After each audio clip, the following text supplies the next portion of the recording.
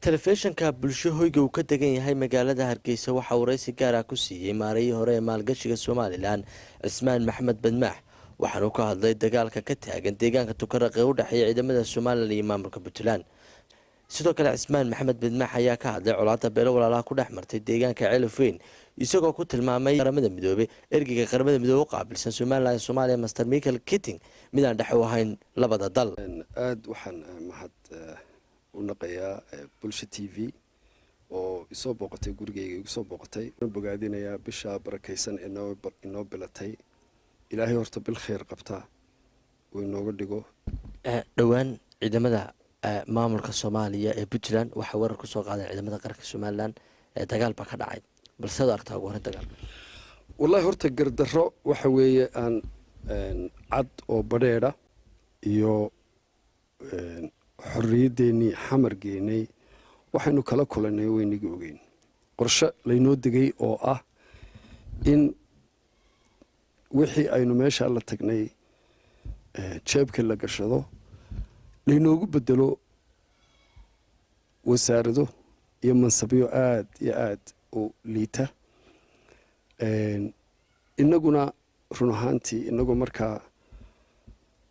aan ka sii meel samaysan aynu sidaa arrinkeenii iyo xorriyadeennii iyo midnimadii nimanka aynu shuruud ahayd inaynu kula gullo ay ku burburtay intii ka dambaysana waynu ogeyn markii aynu dhaadnay ee aynu ogaanay in aynu ixaas afkii gallay dabeetana afgembigii 61 yimi saraakiishii ay ka dhiidhiyeen xaqdarradii iyo cadaalad darradii in aynu kula kulannay dowladdii koonfurta ahayd oo markaa acts of union aanay jirin voluntary union wax la yidhaahdo inaga dhexeeyey marka waxa weeye taariikh dheer baynu soo marray halgan dheer baynu soo marray ilaahay wuxuu inoo suuro geliyay inaynu 19 nimanka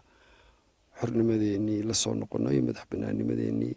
intaasina cibrad baynu ahayd waxa weeye waxaan u sheegayaa cabdiweli iyo farmaajo iyo inta la halmaashaba Somaliland siyaad barre oo ciidan xoog haystay halkii lala maray waa ogeydeen maanta idinka oo kala qoqoban oo gobollo yaryara yani waa nasiib darro in gobol yar oo laba beelood oo yaryar degaan lagu sheego state international looga waxaan la yidhaahdaa waxa weeye marka aad xitaa magac madaxweyne ama state aad define garaynayso waa in ay criteria ay ku noqonayaan ay soo maraan waxaan leeyahay Somaliland maanta waa dal qarana oo jira oo xuduud dhaqaale iyo xuduud military bahaya dadkiisuna ay midaysan yihiin waxa daliilo ah maalintii dhaweyd xisbiyadii qaranka culimaadudiinkii xukuumaddii mujtamacii madaniga ah civil society intuba in madaxweynuhu isugu yeedhay oo ay muujiyeen inay meel uga soo wada jeedaan dagaalka Somalilandna waxaan leeyahay shacbigiisa inaynu dagaal bay abaabulayaan fadhiisan maayaan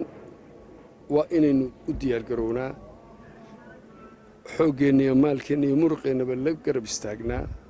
ciidamada jiidda hore fadhiya ciidamada qaranka xukuumad iyo xisaabta qaranka nimanka maalqabeennada ah aqoon-yahanada civil society intuba ay ku midoobaan sidii loogu diyaar garoobi lahaa inagoo lugna nabad ku hayno lugna dagaal aynu ugu diyaar garowno si aynu u difaacno qarannimadeenna madaxweynaha jamhuuriyadda Somaliland waxaan farayaa madaxweyne cadow badan buu dalkani leeyahay proxy war wax la yidhaa ama dagaal qalaad ayaa ku jira arrintan inaynu ka digtoonaano waxaanu soo jeedinayaa shakhsiyan in dibba loo bilaabo wixii la oran jiray national service-ka oo dowladaha had iyo goor badan baa ayaa dhaqanka leh in dhaqaalena aynu ururino waayo dee dhaqaalaheennu ma badna taasi waa mid waxa weeye waxaa halkaa laga soo waad ogtihiin in uu warqad imika uu cabdiweli qoday uu ku dalbanayo ciidan iyo sanad military marka waxaa muuqda in ay isku wada xidhan yihiin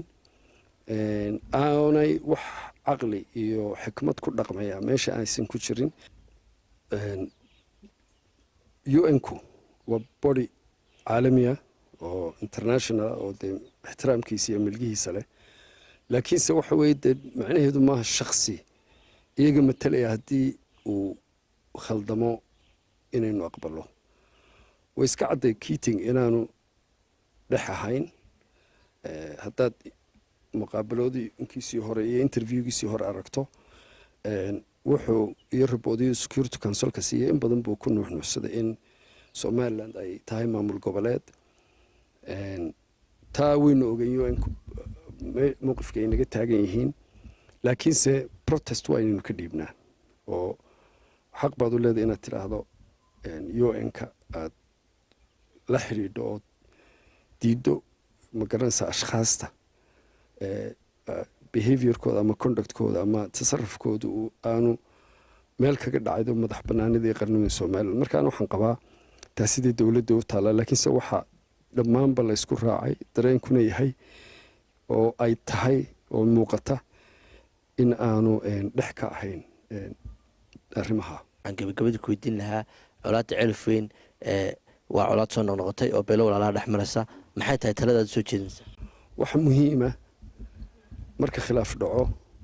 wax mediation la yidhaha baa la galaa. mediationku waa dad dhex ayaa khilaafka xalintooda inta badan loo diraa.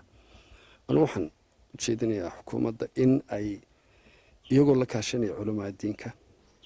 iyo madax dhaqameed dhexdhexaada, xukuumadda culamaa diinka iyo madax dhaqameed dhexdhexaada intaasi iska kaashadaan oo labada beelood loo gurmado. maxamed faarax, Bulsho TV,